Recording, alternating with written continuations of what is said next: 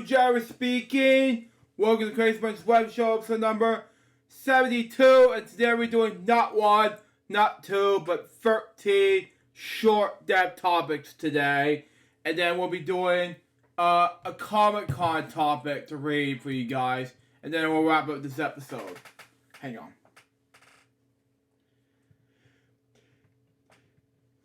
Excuse me. Anyway, let's do it now. Let's get, shall we? See what we got for us. Anyway, her name is Leslie Griff. Leslie Ray Griff was an American writer.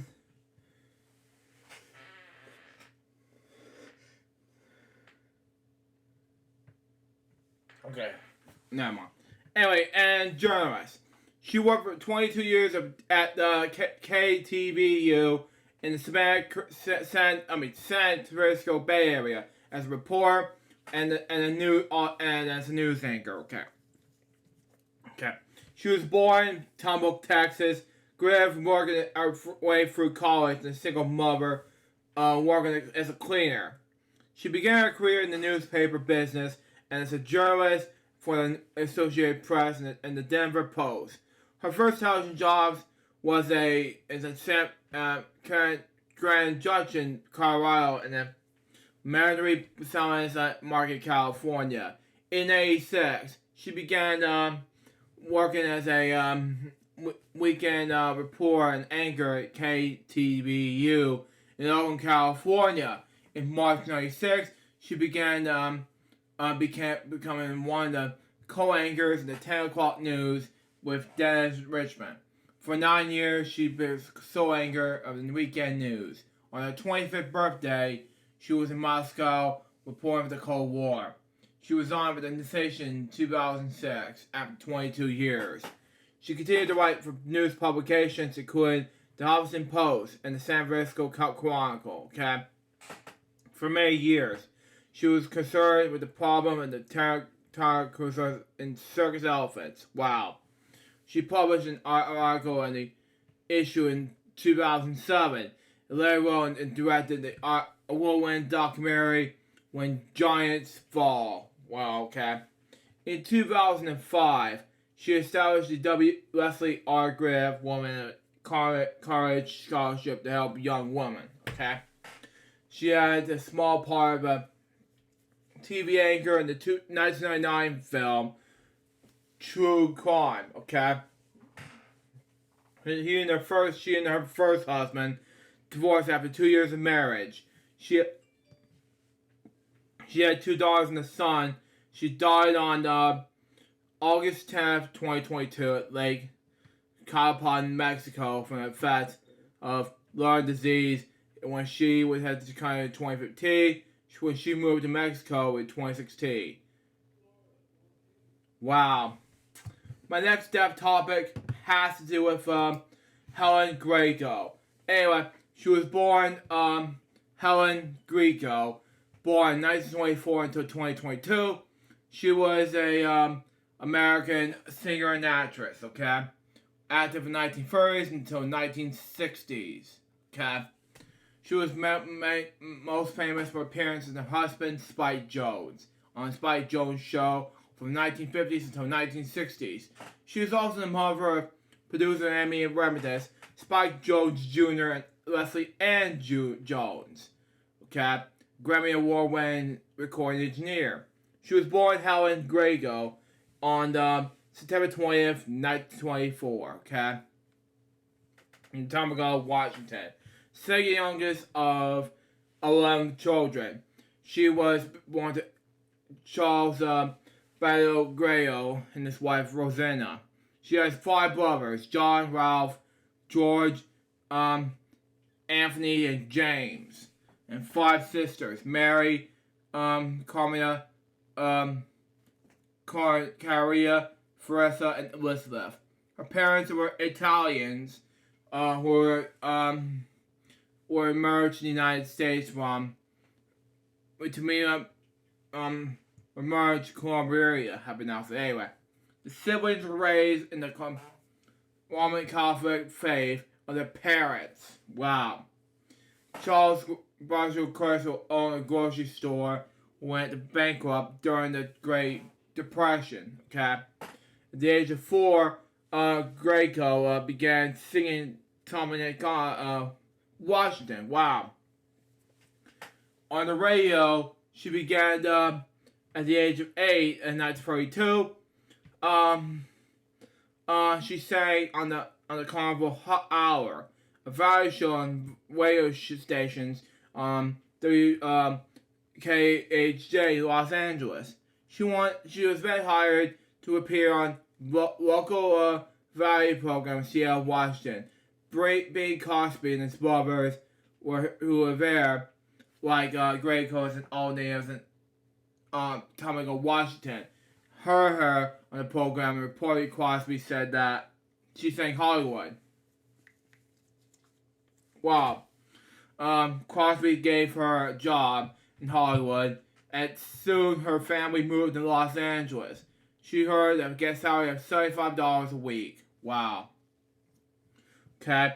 Her film began in 1945 after collaboration Crosby ended. Grego appeared in a non-speaking part of the scene with Alan Jones in the MGM film A Night at the Opera, starring the Marx Brothers. Okay, misspoke. Anyway. In 1948, Joe Pacemark of Universal Studios signed Greco, then 13, to replace Dina Burdern at Universal's lead child star.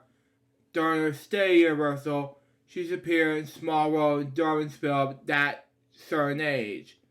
Musical career began before Spike Jones. Before meeting Spike Jones, Grego worked on the band of Chuck Grazio. I haven't announced his word. Anyway, last name, something like that. Anyway, Chuck Cabot and Red Nicholas. Her big break came when she began to travel to send Ken's band. She was attending high school at the time. She went to Ken on a cross-country bus tour. The tour took Grego from Los Angeles to the Restaurant Ballroom in New York City. With Spike Jones, on the other hand, Grego first met band leader Spike Jones in 1946 that is, where she was performing in the Hollywood Palladium. After the performance, he offered her gig with him and his band, the City Slickers, okay? Okay, makes sense anyway. In the 2009 interview, wow, okay. Grego had that stay about for meetings with Spike Jones. He said he asked to see me after the show and offer me a job. Makes sense anyway. He was already established, a huge star. He was going on a tour. I was direct concerts in what he did. I was terribly impressed with Spike. First asking me to hire me. He had just done Cocktails for Two and all that stuff he was known for. I don't know why it was possibly fit in a group. I was not a comedian. Exactly, I told him. Anyway, he said, no, you do your own thing. You have your arrangements. You do 15, 20 minutes entirely, separate from your show. Okay? They needed something to calm people down. That's how we always work from then on. She also got a spot from John's orchestra, which he formed in 1946. Makes more sense. Anyway, the group was known for the legitimately pretty music and the contract for the City Slickers, which is known for the crazy way of performing one of outstanding recording by the other orchestra in Law, which features a serious first half played externally by the other orchestra, and a manic second half played externally by the City Slickers, okay? Makes sense anyway. It was a success of Laura, okay? The people preferred the crazy music of the Slickers to the exciting music of the other orchestra. The other orchestra broke up in 1947, over a year after its founding. She appeared with Jones and his other City Slickers on the Comedy Hour and the Red Skeleton Show. She also starred with Jones on his band on a series of television shows between 1954 and 1961 on NBC and CBS known as The Spike Jones Show and Club Otis. So artist. Anyway, Grego received her first single in 1949. Her first two most memorable albums were After Midnight in 1957 and The Rain Red in 1958. The later would be the last album she ever released. Later career, Grego continued to sing in various ventures for about the next 10 years. Her last public appearance was in 1968 on the episode of The Martin Show. In 1961, she was a spokesperson for Carla Coffee Slayer. Okay? Her activities include a 13-week tour following the pilot. He married Spike Jones on July 18, 1949 in Beverly Hills, California. They had 3 children. Like I said before, producer Spike Jones Jr., Grammy Award-winning recording engineer Leslie Ann Jones, and Gina Jones. The marriage lasted until Jones' death on May 1st, 1965, from emphysema. In 1968, she married Bill Wallison, who owned a restaurant named Gatsby in New York City. She moved to New York with him, and later moved back to Los Angeles with him. When he opened a restaurant called Gatsby's in L.A., Wallison would die in 2002, excuse me. Grego died of cancer in Los Angeles on August 20th, 2022. She was 97 years old. Wow. My next death topic has to do with Judy Valentine. Best known as that name, she was an American singer and children's television actress. She was born on May 15th, 1923, Boston, Massachusetts.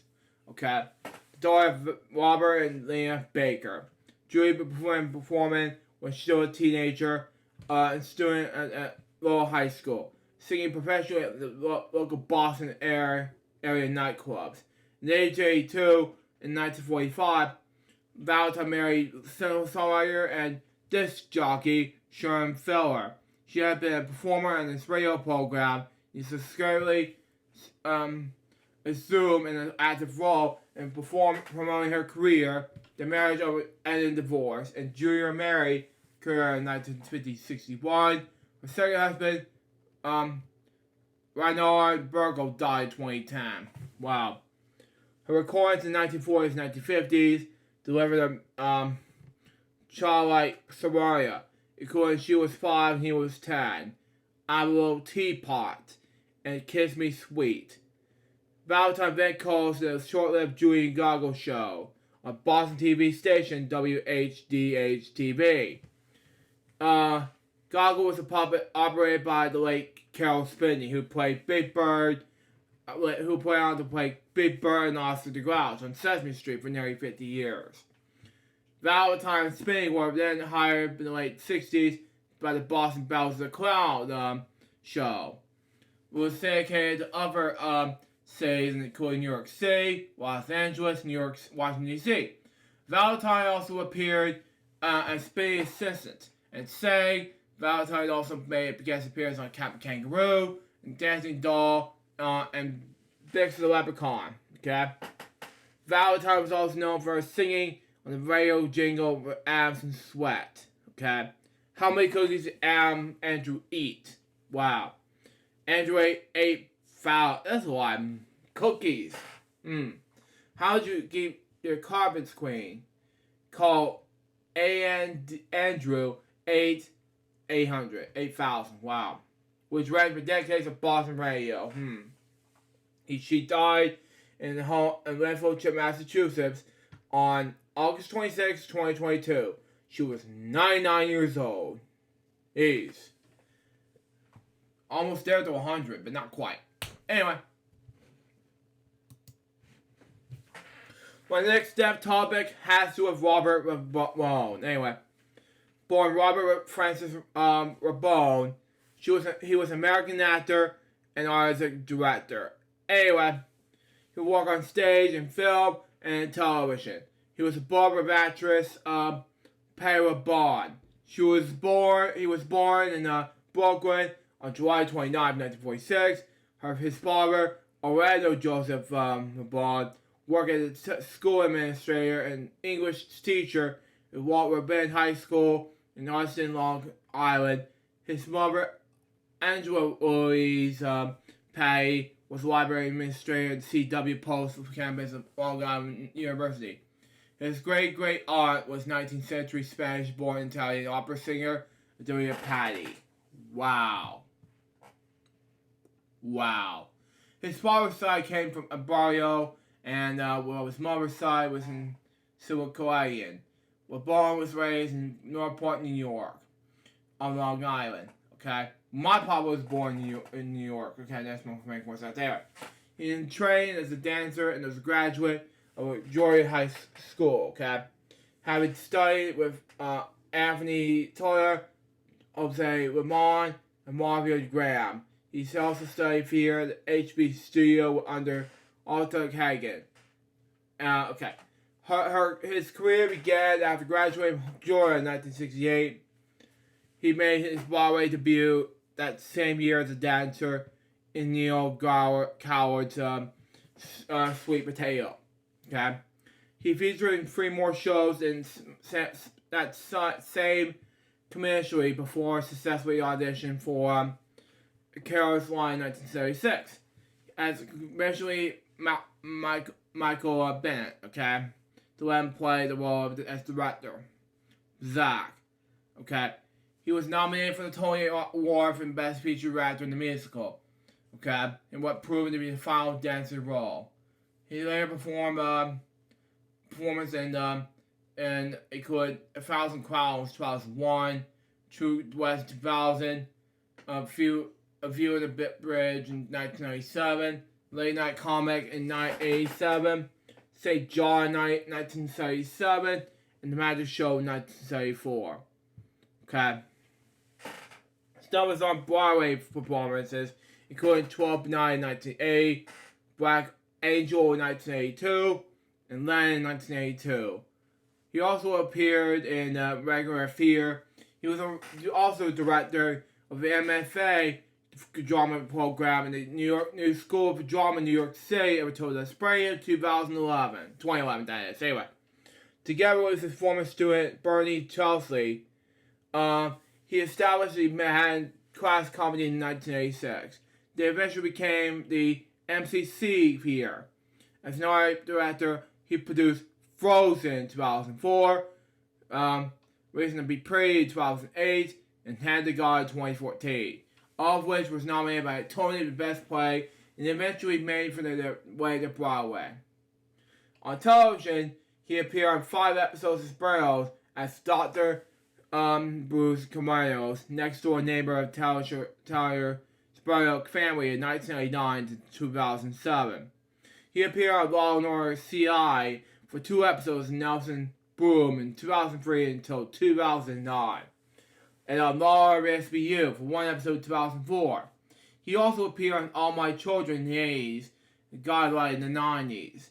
He also appeared in the pilot episode of the NBC musical series Smash, as well as a pilot episode of Showtime's drama Billions.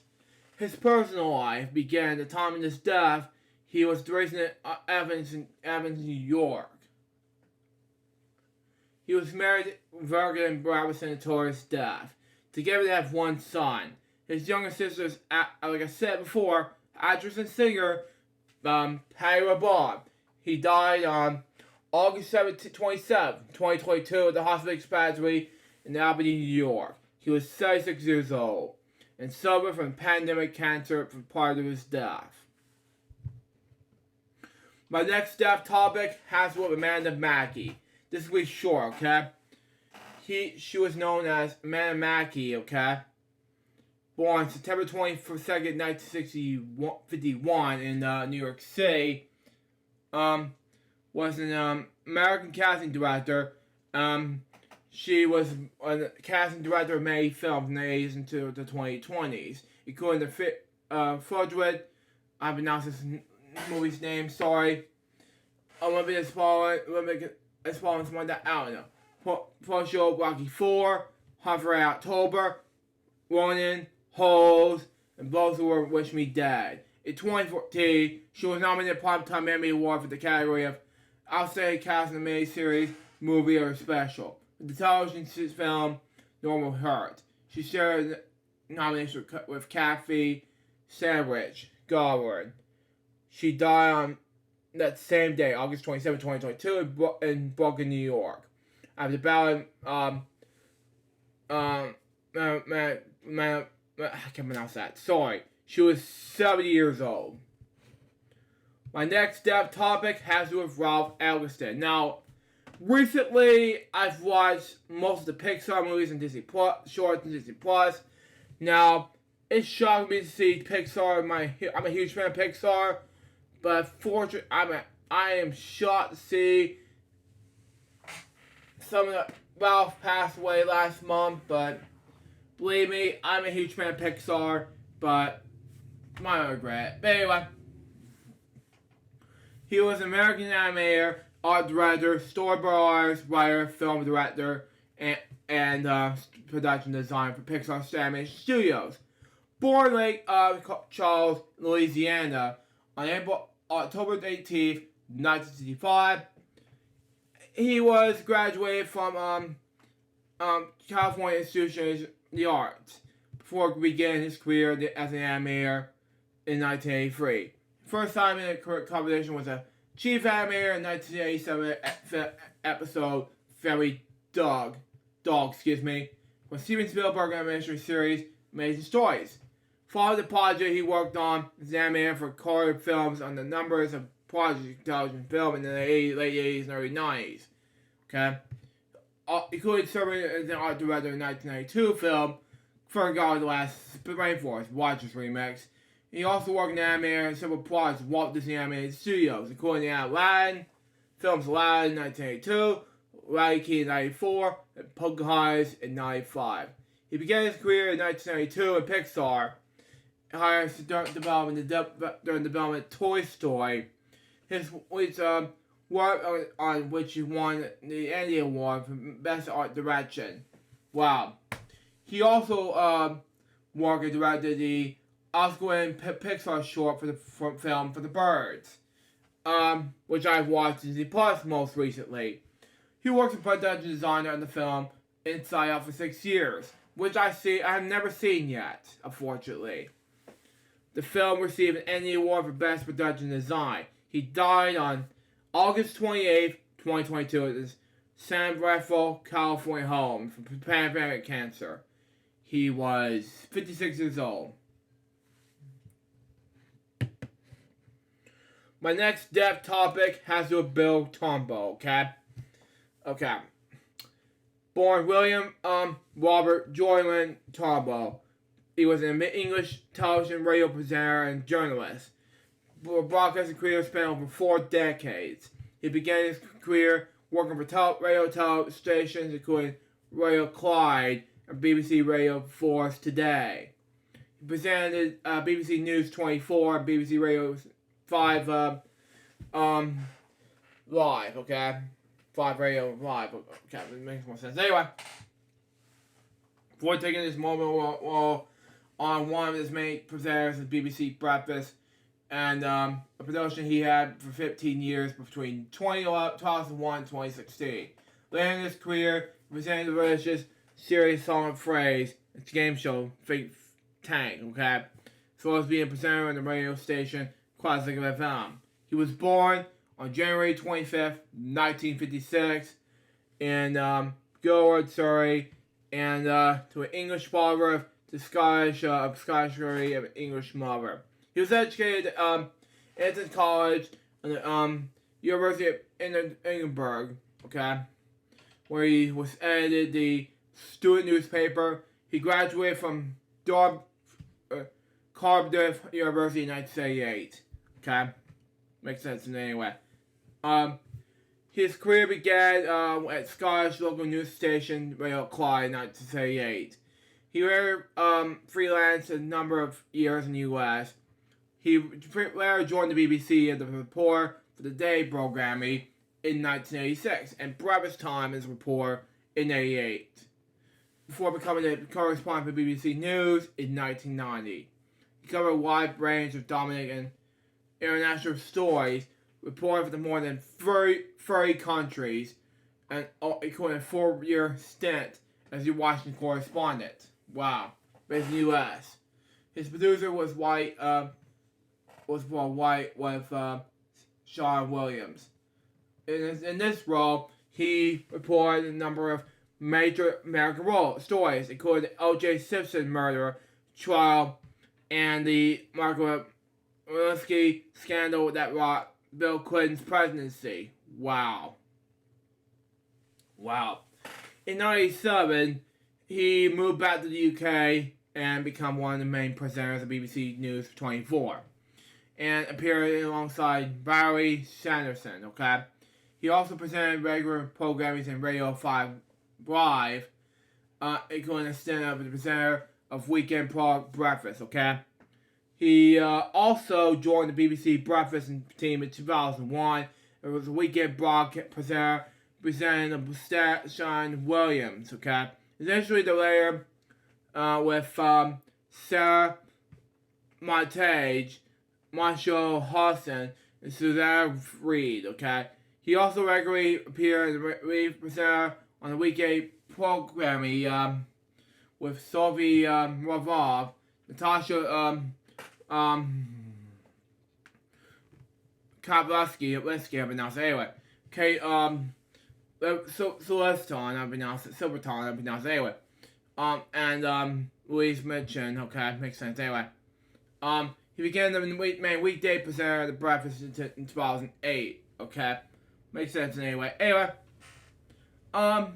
with Joy Williams is replacing Dermot Moynihan, okay.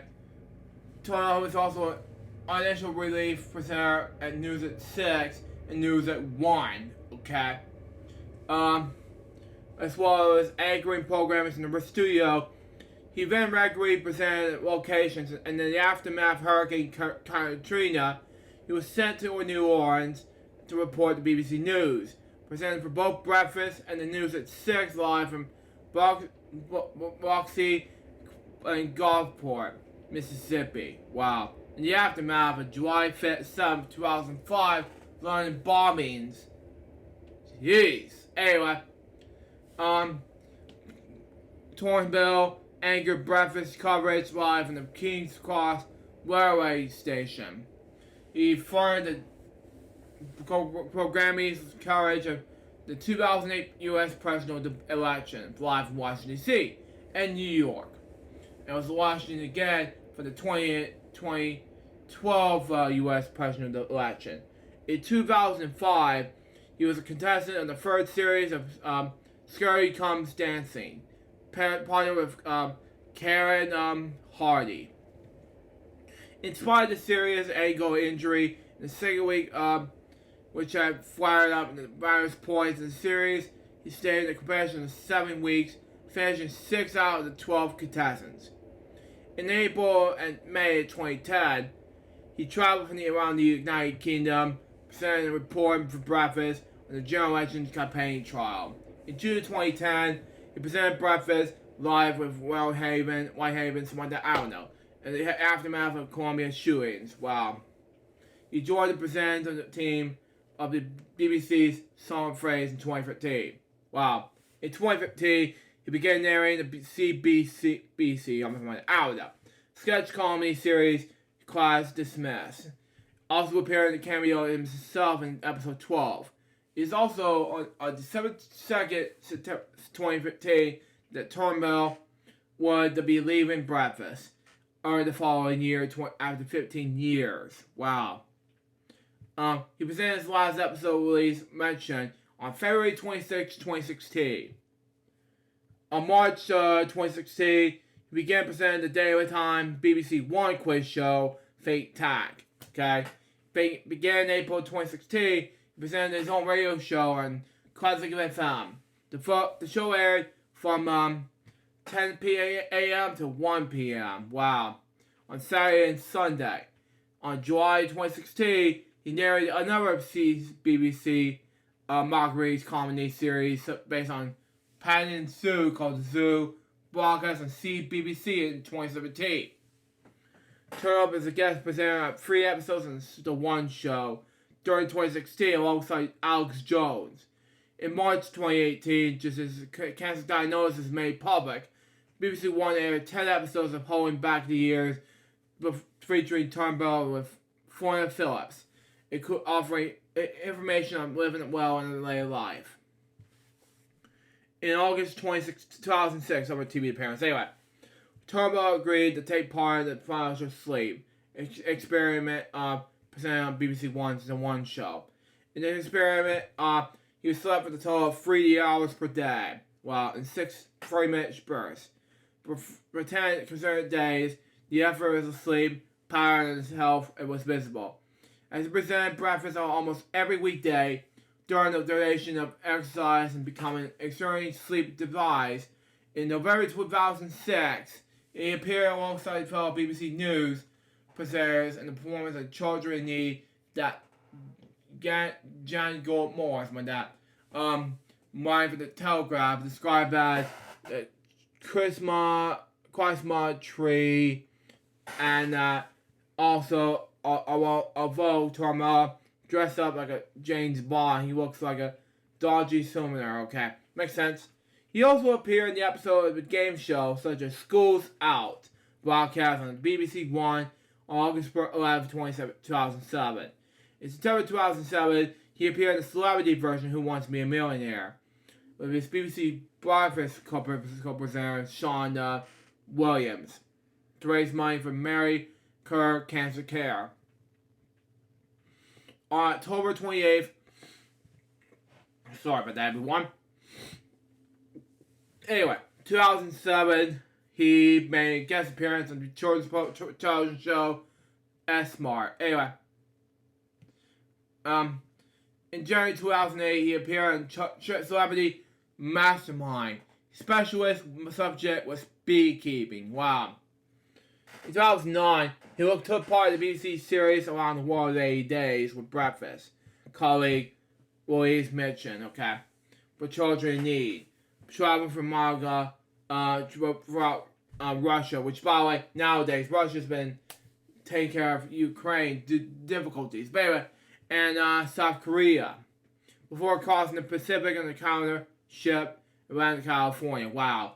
In 2011, he also made an appearance on the BBC One game show Pointless Celebrities alongside Sean Williams. Wow.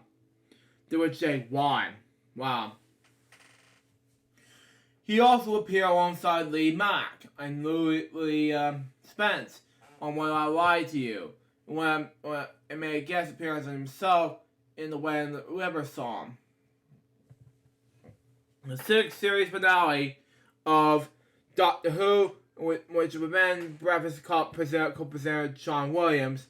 In 2012, he appeared as Professor Green's music video for Remedy, or something like that, I don't know. In 2015, he appeared in the episode of Room 101, and in 2016, he was a contestant in the celebrity episode of The Chase. On February 24, 25th, and 26th of 2020, he presented Good Morning Britain, with Susanna Reid. He later returned to the programming in May 2021. In October 2021, he was a contestant on Richard Osman's House of Games. Makes sense anyway. But anyway, personal life and death. He married Sarah Colmy on March 1988 in London Borough of Hackney. The marriage produced 3 children. Henry, October 28, 1988. Will, October 1989. And Flora, August 91. Flora and his wife previously lived in Buckinghamshire, relocated to Rhino, Chester in 2012. Following the move of BBC Breakfast in Strasbourg, something like that. Successfully, he moved to Strasbourg, Suffolk. Anyway, he was a fan of Lycombe Live vs. FC, where he would comment in his own games with online listeners. His hobbies include beekeeping, chickens and dancing, and so forth. But anyway, in Additionally, Tormo enjoyed long distance running, having competed in the London Marathon on a number of occasions, and the Great North Run on October 5th, 2008. And on September 8th, 2009, he was awarded the honorary doctorate from Buckinghamshire New University in recognition of his charity work within the Buckinghamshire community. In May 2010, he publishes The Bad Beekeepers Club, a comedy book about the ups and downs of beekeeping. In March 2018, he revealed he had been diagnosed in the previous November with prostate cancer. He died in this home with Suffolk last month. He was 66 years old. Following his death, community gallery of Wacombe Waveners, Adams Park, was named Tormo in his honor. After Tormo was in his honor. Now moving on to my next topic, which is Diane Newman, okay? Born Diane Roman Rosenblatt. She was an American comics artist, okay? Associated with the underground comics movement. She was known for her comic character Dee Glitz, who addresses aggressive social issues such as female monster driving bottom, body image, and miscarriages. She was American. She was an editor of the American series Twisted Sisters, and the comics stories and many underground titles include Women's Comics, Young Lust Arcade, and Weirdo. Okay. She also did very good work creating a stage adaptation of Dee Glitz. Okay. She was born on an elder of two sisters of Connery area in Brooklyn, New York, on May 13th, 1947. The family moved to Harrisburg, Long Island in 52. Then moved back to Clarence in 1960. She attended the High School of Musical Arts in Brooklyn College and the Pratt Institute. The first comics work was published in 1973, Woman's Comics #2. And soon after his stories had stories in Long Lost and Il Profeto. Okay? First Dee Glitz story, Restless Reverie, appeared in Short Order Comics #2, finally found in 1974. Newman's work appeared in all 7 issues in Arcade, colored by Bill Griff and art Springelman, something like that. In 1975, Newman and Ellen Kaminsky left the Women's Comics collection due to the international conflicts that were both I can't pronounce that. Yeah, American political. They both put together as 36-page one-shot issue of Twisted Sisters in 1976, published by Last Gaps. Okay, which featured their own humorous and self-inspiration stories and art. Okay, in 1978, Newman edited the print one-shot Let Me Out of Here, a comics collection of stories, live mid-century American suburbs, featuring Newman, Michael McMillan, Robert Armstrong, Griff, Robert Crumb, Alan Kolomsky, Kim Dillish, Justin Green, Mark Blair, and M.K. Brown. Okay? In 1980, he collaborated with a San Francisco-based women's peer group to produce a musical comedy based on Dee Glitz. I'd rather be doing something else. The Dee Glitz story, okay? Featuring Dune's costumes and scenery, okay? And sets by I can't pronounce that, sorry. Paul Norris and Griff, okay? College version of the show, titled Archie in High Heels, was later performed in New York City's artist community, okay? In 1984, after a 10-year hiatus, He returned to the pages of women's comics, and her work appeared on almost every issue from that point forward. She was a regular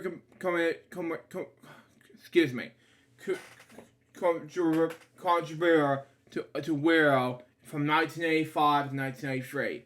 In 1991, she put together a 20-page long trade paperback entirety, which she called Twisted Sisters: A Question of Bad Girl Art, published by Viking Penguin.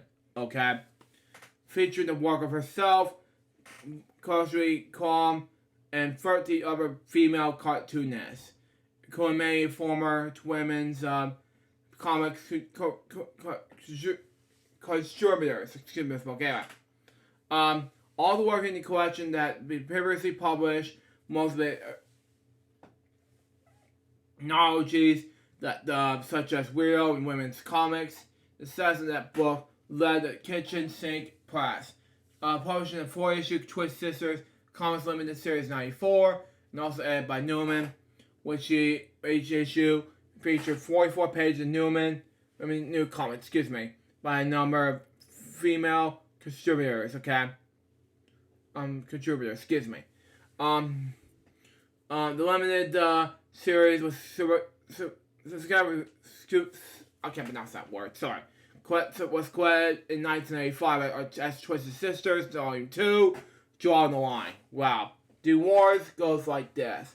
She was presented an 8-Ball Award in 92.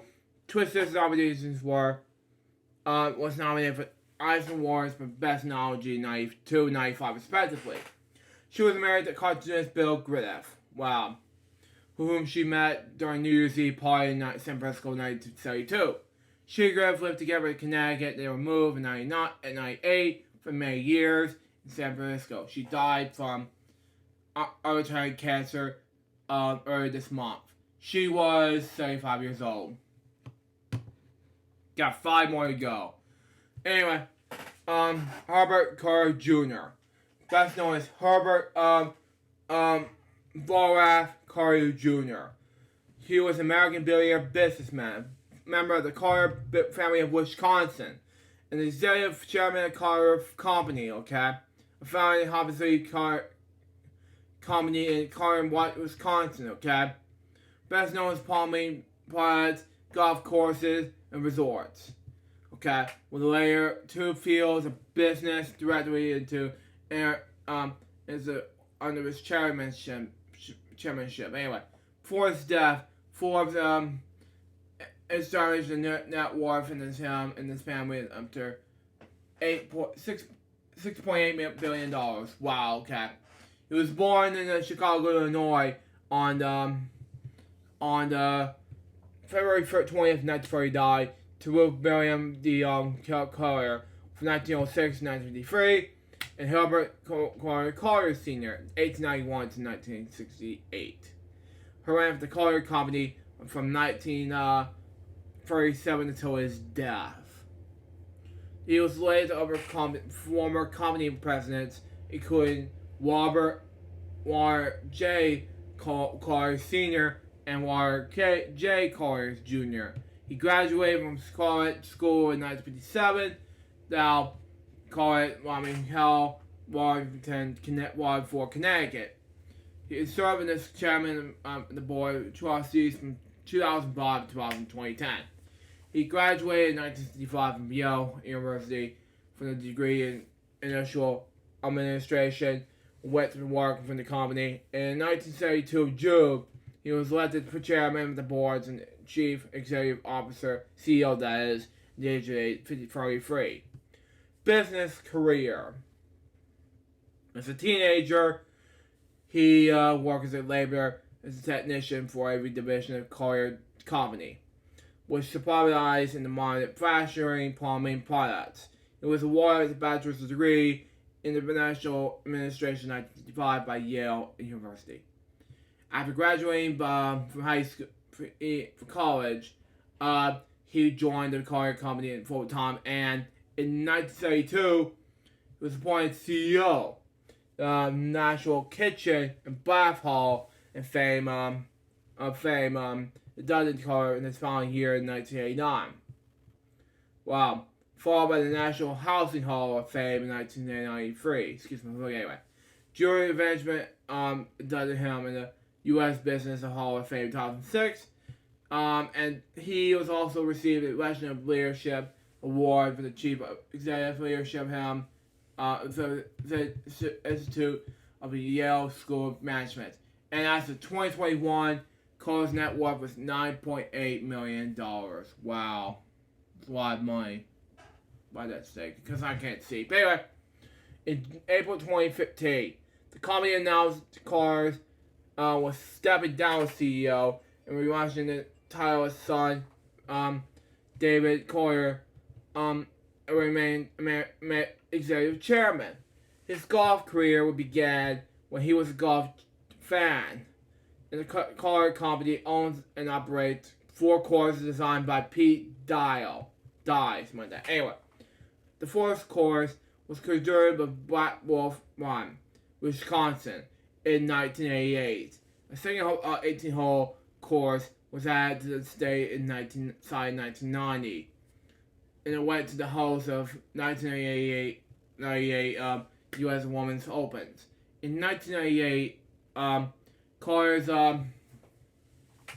added 46 holes at Whistling Strails, also Wisconsin, which has hosted the PGA Championship in 2004, 2010, 2015, and the U.S. Senior Open in 2007, Ryder Cup in 2021, respectively.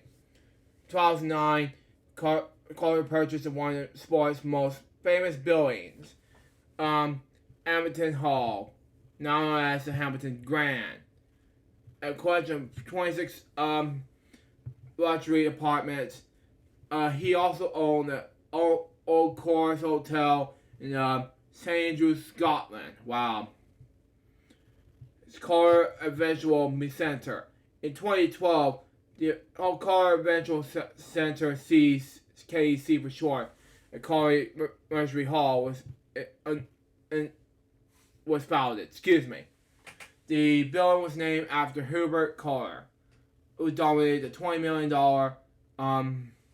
required to build it. Wow. He has also a house an area of 232,000 square feet, 3,000 meter times 2, and is designed to have a low environment impact.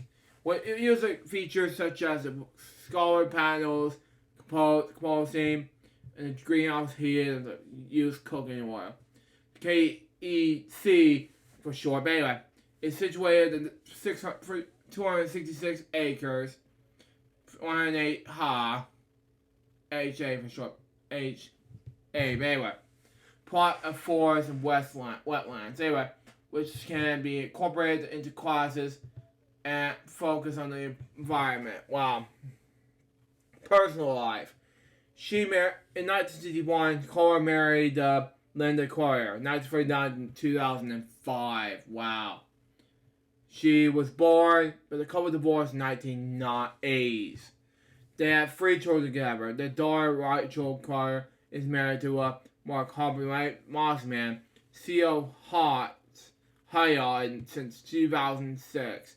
In 1985, Linda married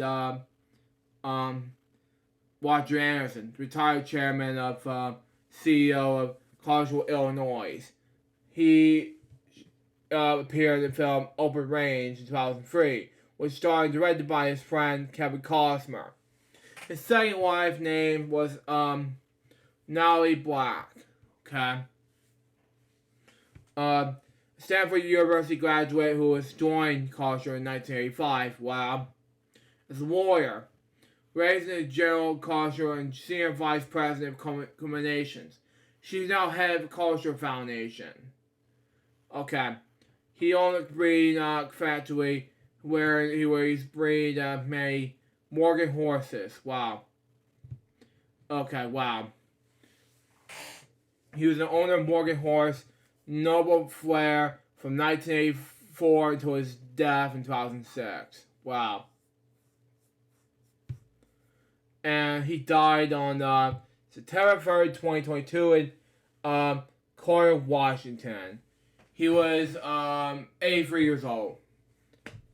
Okay. My next death topic has to do with Art Wallenbaum. Anyway, born Arthur Spark Wallenbaum. He was an American art professor at the University of Georgia, an artist and musician and folklorist. Okay. It was Grammy Award in 2008 and Best Historic Album for the music collection Art of Field Recording Volume 1, 50 Years of Traditional American Musical documented by Art Wallenbaum. He was born in Arnsburg, New York, in upstate New York in 1938. Okay. His family moved around the United States during his childhood. He spent time in Indianapolis and elsewhere, while his father was a member of the Army Medical Corps. Okay. He studied at Columbia University. Then he fought at the University of Georgia from that time, 1976 until 2006. Georgia Museum of Arts later held an examination of his jaws and paintings. His other paintings include a model of Russell Special Collection building of the UGA campus, featuring the faces of political features of Georgia's history. The book Weaving the Heart of Golden Looms, painting and drawings by Art Wallenbaum was published on October 1st, 2006 by Georgia Museum of Art and William A.U. Owen, someone that I don't know. He was married to Margot Newberg and had one son. With his wife, he traveled out in the United States for over 50 years. With recording blues music, fill tunes, and other forms of traditional music. Selections of recordings were published in the Art Field with recording 50 years of traditional American music. He also was a former banjo player. He died from cancer on September 4th, 2022 from Athens, Georgia. He was 83 years old. My next death topic has to do with Pauline Straude. She was a British actress who was best known for her appearance in Lady Gavaza Rise Again. Okay. As an only child, Straude was born in Strawberry's Wells, Kent, to Wesley Straude, and the Count and Daisy Nee Waters. She eventually attended a convent school until his mother suspected that she was being a concerned possible recruit to her sisterhood.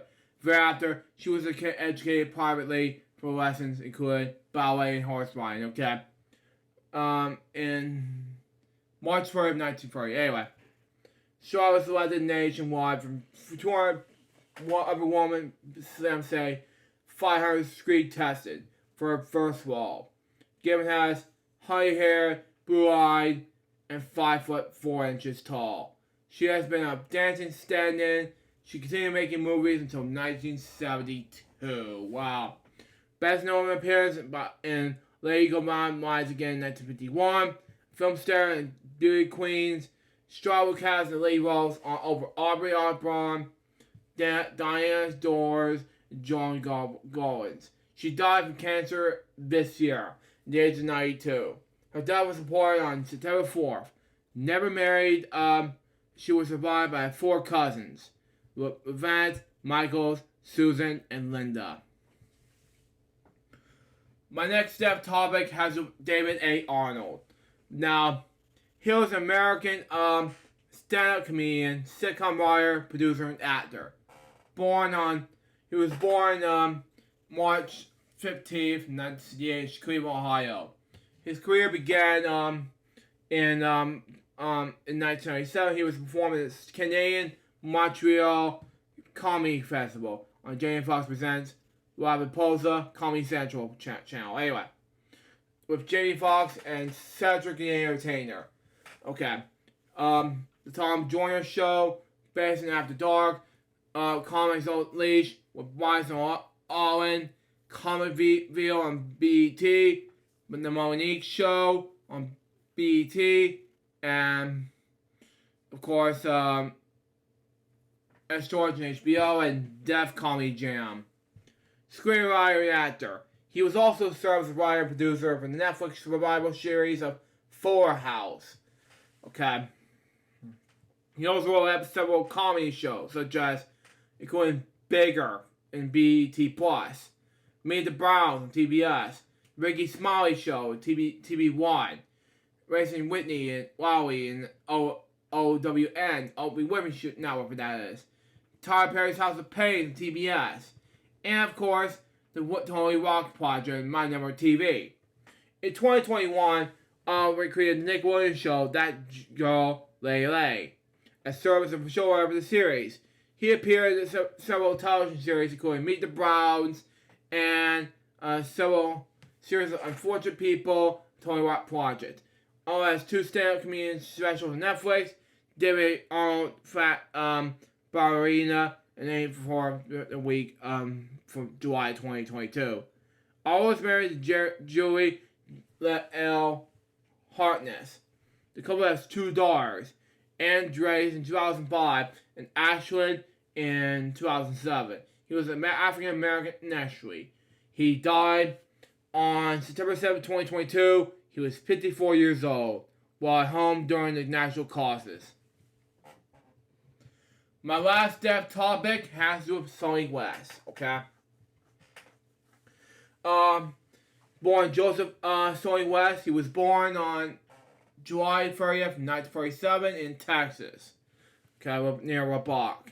The 5th youngest child of Joseph William, a sharecropper, and Almeda Grimes West. This family moved numerous times around Texas and New Mexico, ended up in Ravon, Texas.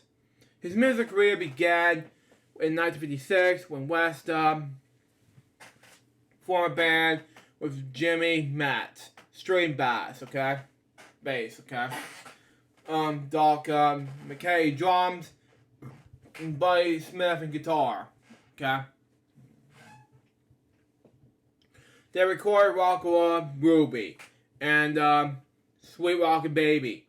They were in local radio station KLBT in Leavenworth, Texas. Okay? Bob Koloff, a disc jockey at KLBT.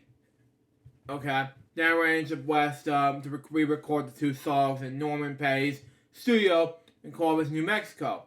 The studio, however, did not have an echo chamber at the time, and Pay therefore arranged for the record to occur fear. Wow. Initially, a live recording on the Olympics recorded in August 1956. Over 700 copies of the song was released on Pay's Norva Jack label. Anyway, wow. Makes sense anyway. Anyway, according to Tom Lincoln and Dick Blackburn's, guys that wear Rockability and Rock and Roll 45 RPMs, next to Elvis Presley's song Rockability's pieces. This may be the next most sought of after Rockability's record by collectors. Okay, at the time, Pay changed the spelling of West's name from Sonny to Sonny. Okay, makes sense. Anyway, Smith quit the band after the recording session, and West took on the responsibility of the guitar playing. Okay. In February 1957, West recorded a song, All My Love, McKay on drums, Metz on trumpet, and Glenn D. Harden on piano. Wow. Only a few copies of this recording were made, which were sent to record companies to attract their interest, at least in the record commercially. One of the copies was heard by Buddy Holly, who was a Cricket's recorded version of a song in Pay's studios in Warbox as an old boy in July of 1957. It was sequentially released in October. It went on to reach number 10 on the US charts and number 3 in the UK charts in early 1958. Wow. Okay. The song was a triumph of the West, Pay and Bill trying. Wow, okay, makes more sense. Anyway, according to West, it was written by him alone. The Pay requiring his name to be added as part of the commercial contract with Holly.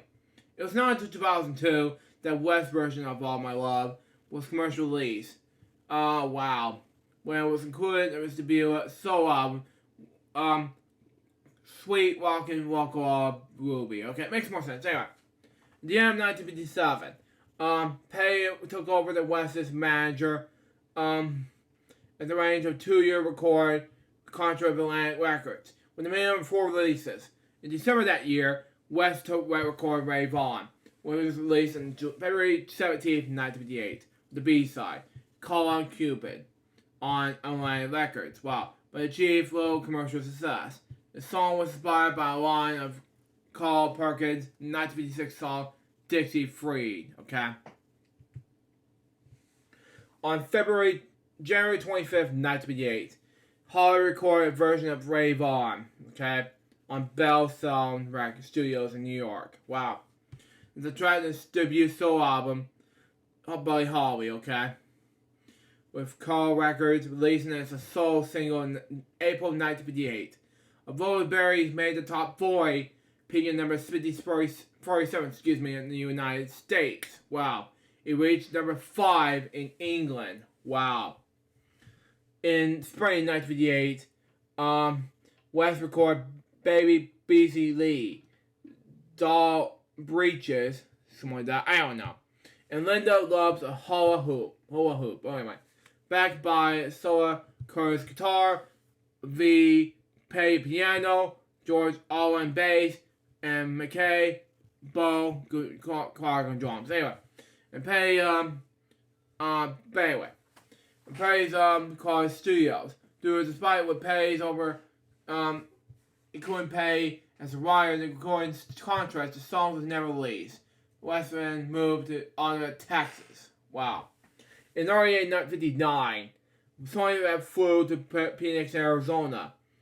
We recorded 2 songs, Love Denied and Praise the Girl, without Cassie guitar, with never a song been released. Love Denied was later covered by White Leighton James, was also covered by Ray Vaughan. In 1961, West and Casey recorded a song of Freddie Spencer's, Wasted Days and Wasted Nights. Wow. West sent the tapes to Denver-based Bandbox Records, where they eventually offered the finance re-recording the songs, but subsequently changed his mind. Bandbox did, however, release the demo recordings as a provincial single later that year. 2001, West played at Warwick Fan Fair Show. In the following spring, recorded new tracks in his own studio. 2002, West made his European appearance at Harmsey Rock and Roll Weekender. Coming as the Weekender to me, if you ask me. Don't you think? Anyway, he played at the Curtis Musical Festival in 2005, which is now annual event. Wow. In 2010, Spanish label CC Records released a commission album, Big City Woman, which included a vinyl reproduction of his first single, Walker Ruby, and Sweet Walking Baby. West released an album, Sweet Party Room, in September 2011, something like that, and on West Records. Sponsoring his previously recorded songs, and including 2 songs that he planned to write for Holly back in 1958. His songs has been featured in films and television shows, including Quantum Leap, Happy Days, American Idol, So You Think You Can Dance, Cocktail, Pleasantville, and Glory Road. In 1962, West was married to Amazon Debbie Monayan, born in 1938. Wow. And started a family, 2 daughters. Diana West and Sandra Faye West were born between 1962 and 1965 respectively. They ended divorce in 1988. A few years later, Sully met and married Dorothy Dolly Hagena. From 1944 until 2018. A nurse, she had 3 children living in the home at the time. They were married to her death in 2018. He was employed by the jukebox industry, started his own company before moving back to a larger company on abroad in Worthy, Texas. I mean, is that right? It's Mexico. I was wrong. New Mexico. Never mind. West won the BMI Songwriter Millionaire Achievement Award in 2000 for Oh Boy. There was this award that was given to a songwriter who had been song played more than 1 million times on the radio. In 2011, Rolling Stone ranked Ray Vaughan as the number 154 greatest songs of all time. September 15, 2016, was inducted to the West Texas Walk of Fame and Randolph, Texas. And he died on Grove, Oklahoma on September 8th, 2022. He was 85 years old. Now, without further ado, let's have a moment of silence and pledge regards to these 13 people right now.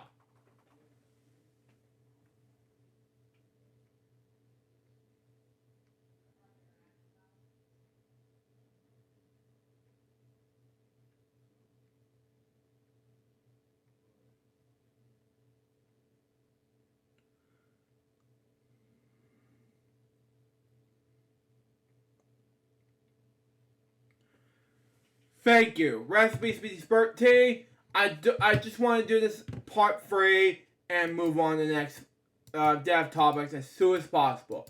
But anyway, my last topic I want to talk about is Savannah Comic Con. Now, what is Savannah Comic Con, you may ask?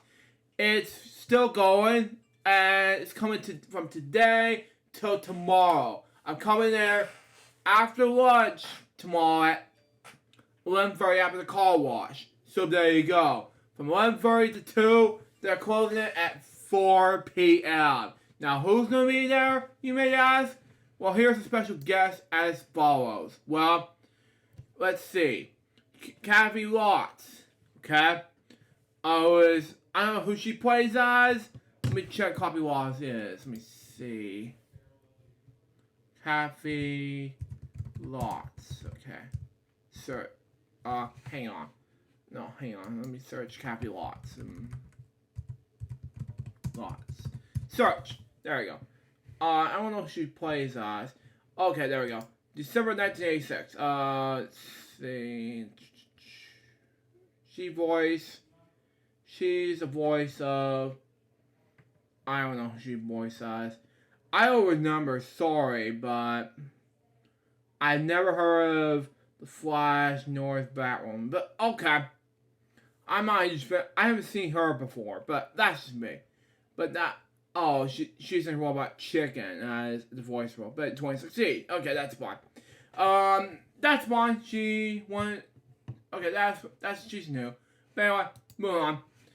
Gigi XB. I never heard of her before. Let me just check her again and see what happens.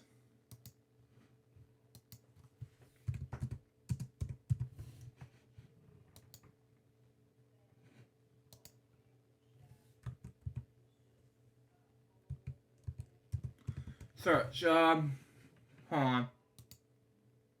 Oh, I misspelled it wrong.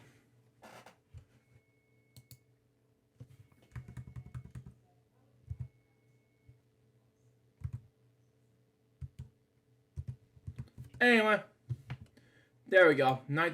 She is an Australian actress. Wow. She was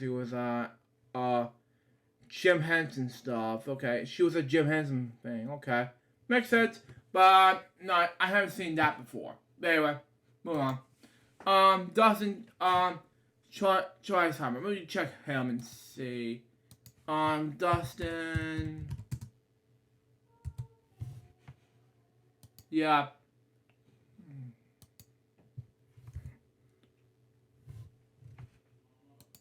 Check.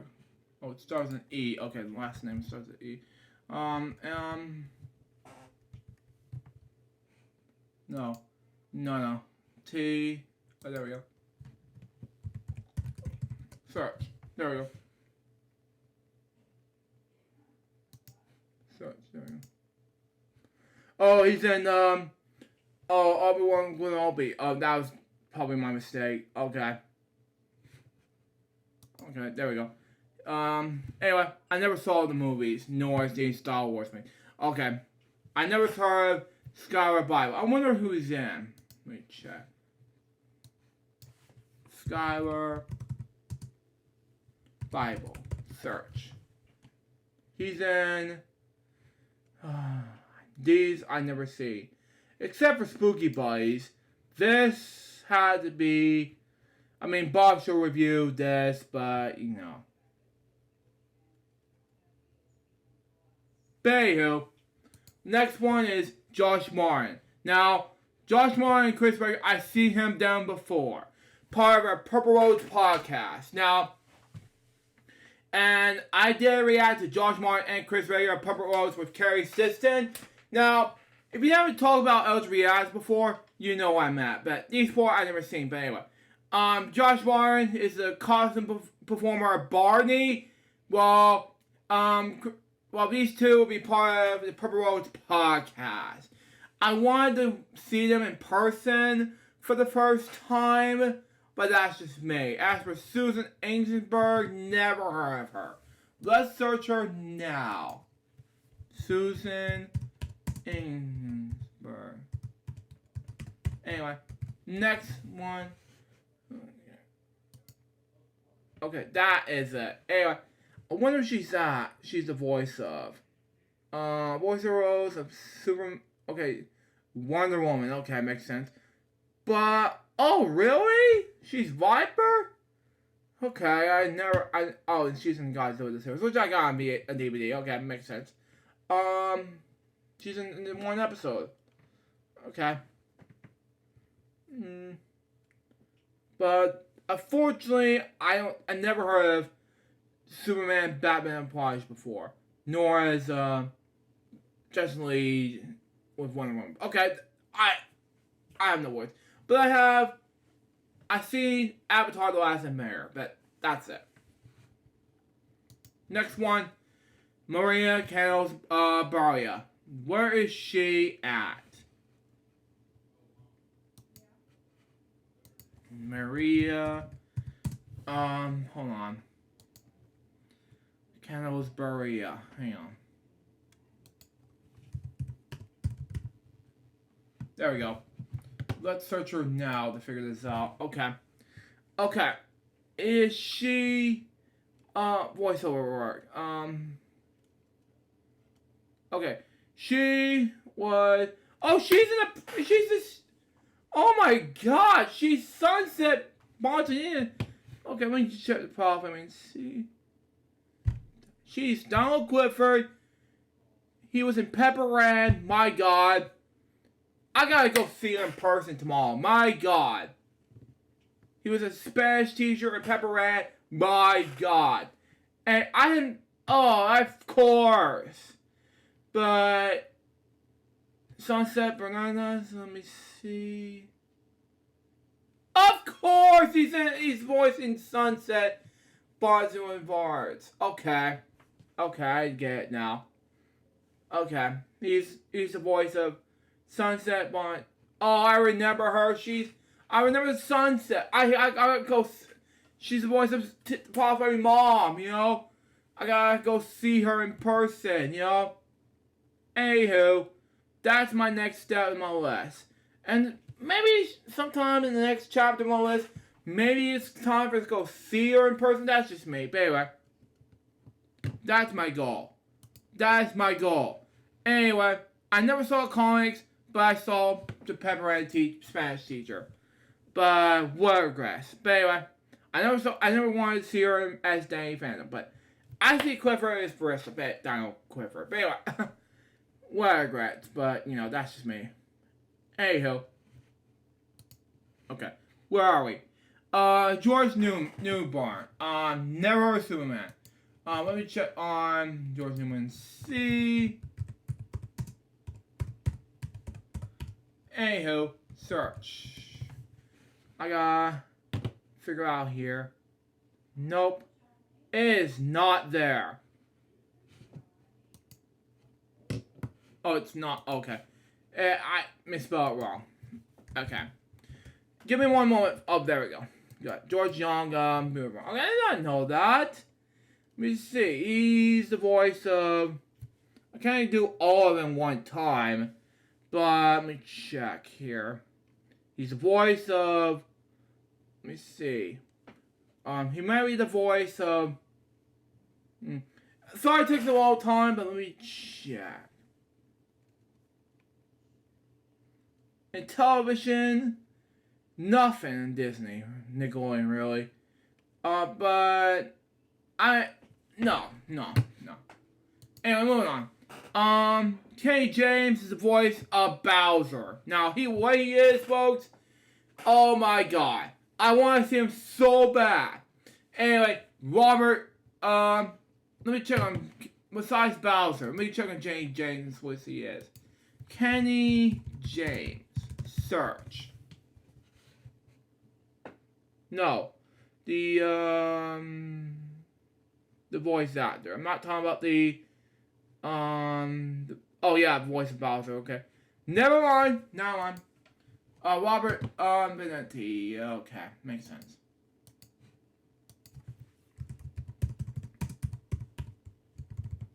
Search. Anyway. Man, that is not good. There's comic book reader. Okay, never mind. Moving on. Okay. Jacob Edgar. Okay. That is, not one of my things I see before, but let's see. Let me see, we're gonna check him out. Overall, pretty excited, but overall,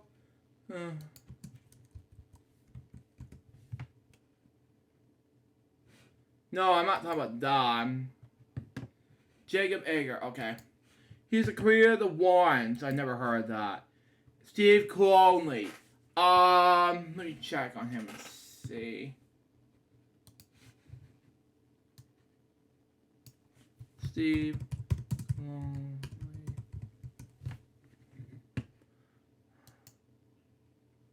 No, Austin Space. Never heard of that. No. Moving on. Robert Atkins. Okay, Atkins. Something like that. I don't know what that is.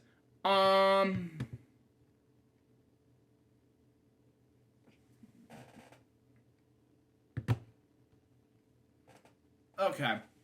Makes sense. Anywho. Search him.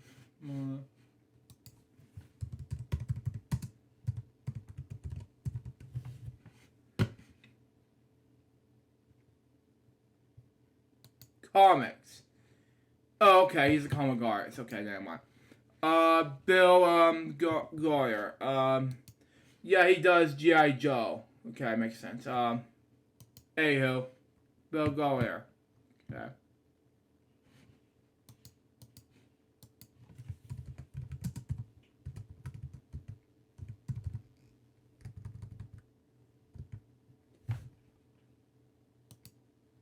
No, that's not it.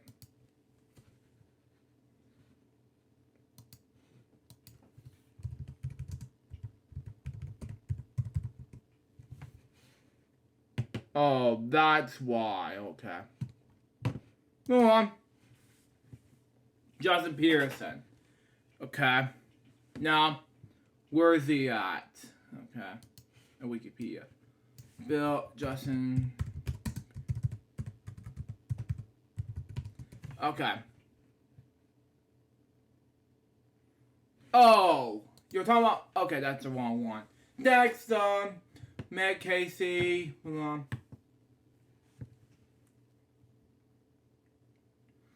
Okay.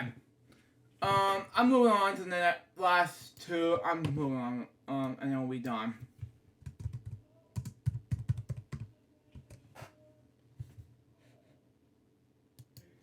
Matt Casey. Hold on. It's not. The Major Spims comics. Okay. The career of that. Oh, I see. Never mind. He's on that. Okay. Fred, Stressing. He did, I'm slowing down, guys. Give me a moment, but it's just not gonna work out. But anyway. Oh, he did, something else. Oh, it's not on my list on Wikipedia. Okay. You know what? Yeah. I have to move on.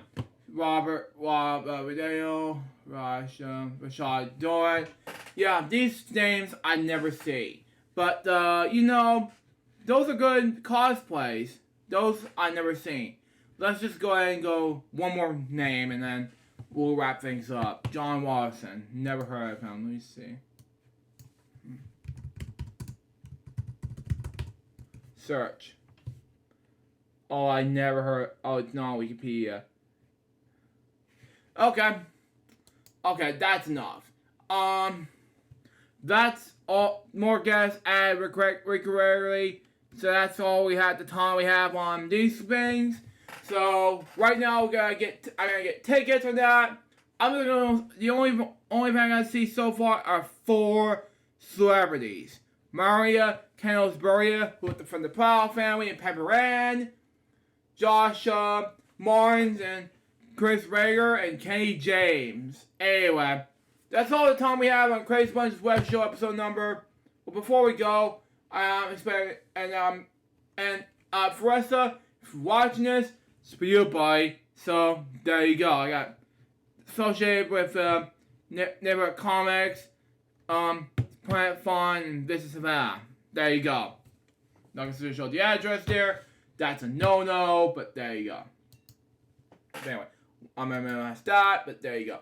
And that was the Crazy Bunch's Web Show episode number 72. Hope you enjoy it. Stay tuned. The next one's gonna be a brand new episode of the let's say Crazy Bunch's Web Show. How I've been doing on Comic Con, and then we'll set some more depth topics, and then we'll do more topics from there and there. Till next time, Sue Joseph, Bobby Sabeva. Good more Crazy Bunch's Web Show episodes, guys. Be soon. Till Wednesday out. See ya.